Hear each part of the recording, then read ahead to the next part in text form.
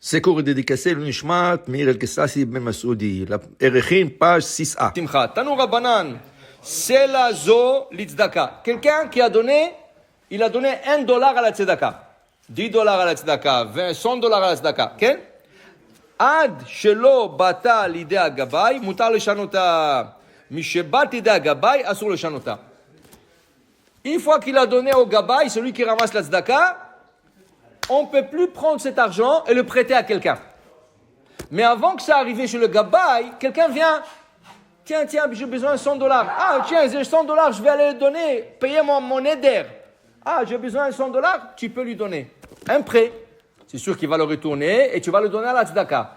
Tant que ce n'est pas venu aux mains de gabay, tu peux la prêter. Une fois aux mains de gabay, on ne peut plus la prêter.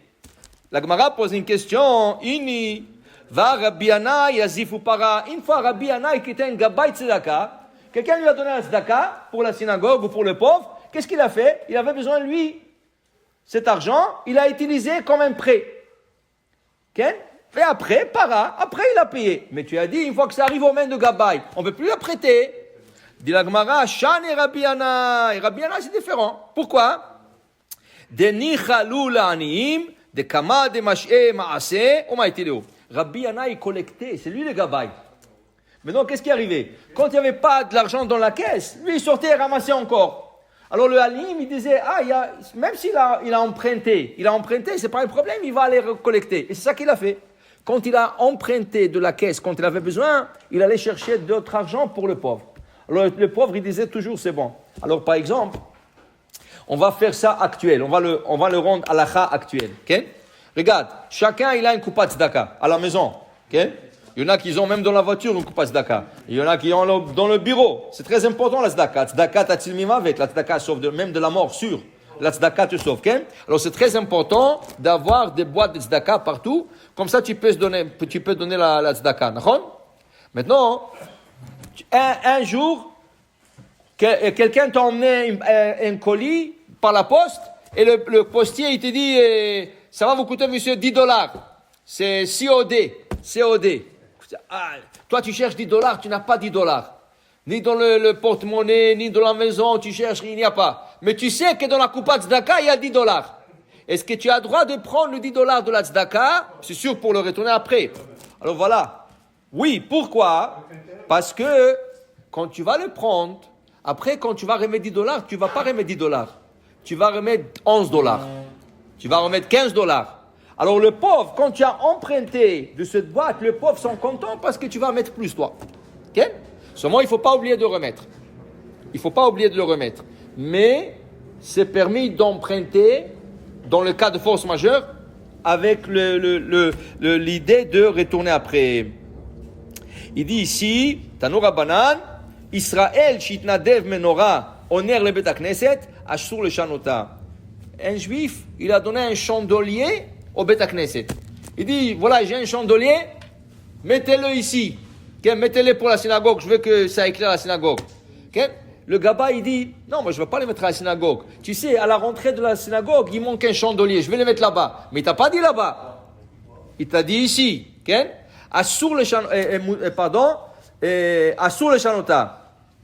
Sava Rabbi Chia Baraba le Memar, lo shena lidvar rishut, velo shena lidvar mitzvah. Dit Rabbi Chia, ça ne fait pas une différence si c'est pour une mitzvah ou si c'est quelque chose qui n'est pas mitzvah. Amar le Rav Ami, Achi Amar Yochanan, lo shanu lidvar rishut, aval lidvar mitzvah mutar. Dit Rabbi Ami, non. Pourquoi tu veux mettre le chandelier de l'autre côté, à la rentrée de la synagogue? Okay? Pour une mitzvah, pour que quand les gens y rentrent, la synagogue soit éclairée. C'est aussi une mitzvah, tu peux le changer. Mais si tu prends le chandelier et tu le mets quelque part dans un basement qu'on ne va pas utiliser, ça ne va pas être une mitzvah, c'est reshoot, ça c'est assour. Ça c'est assour. Tu le mets pour une mitzvah. Alors quelqu'un t'a donné un objet, pas de l'argent, un objet pour le placer quelque part. Tant que tu peux faire une mitzvah avec cet objet, tu peux le placer où tu veux. Mais si tu ne veux pas le placer pour une mitzvah, tu ne peux pas le changer. Mais la Gemara dit, Medama Rabbi Asi Bar Yochanan, Amar Rabbi Yochanan, Nochrish itnadev menorah onem bet hakneset, ad shelo ishtaka Hashem ba'aleh asur lashanota. Un goy qui t'a donné un don, okay? Ça c'est assour de Ça, c'est assourd de le Bechlal. Il a tout ce qu'il t'a dit de faire avec, tu fais avec. Mais normalement, est-ce qu'on a le droit de prendre un don d'un goy pour la synagogue? Le don, c'est un mérite. Au lieu de donner ce mérite à un goy, va chercher un juif pour lui donner ce mérite. Pourquoi un goy va venir te donner? Okay? Il y en a qui disent que c'est une mitzvah de... Non, c'est pas une mitzvah de prendre chez un goy. C'est une synagogue. Alors, il y a une mitzvah de prendre chez un juif. Alors, va chez un juif et dis-lui, écoute, on a besoin, il y a un goy qui peut me donner. Mais pourquoi toi, tu vas avoir le srout. Tu vas avoir le mérite de donner. Pourquoi tu veux donner le mérite à quelqu'un d'autre? C'est ça? Mais si le goy vient, et tu ne peux pas le refuser. Quand tu ne peux pas le refuser, tu l'acceptes. Tant que il n'y a pas d'arbre d'Azara. Si tu as une statue, une fontaine statue, okay? Une fontaine statue, c'est assourd. C'est assourd. Qu'est-ce que tu veux faire avec? Alors tu lui dis, tu veux que je le reçois? Il faut que tu lui crèves. Il y avait comme ça une histoire, il y avait un grand poisson fontaine. Quelqu'un a donné un grand poisson fontaine et il y avait comme un grand bassin, et c'était beau avec la lumière et l'eau qui coulait. C'était une fontaine, une belle fontaine.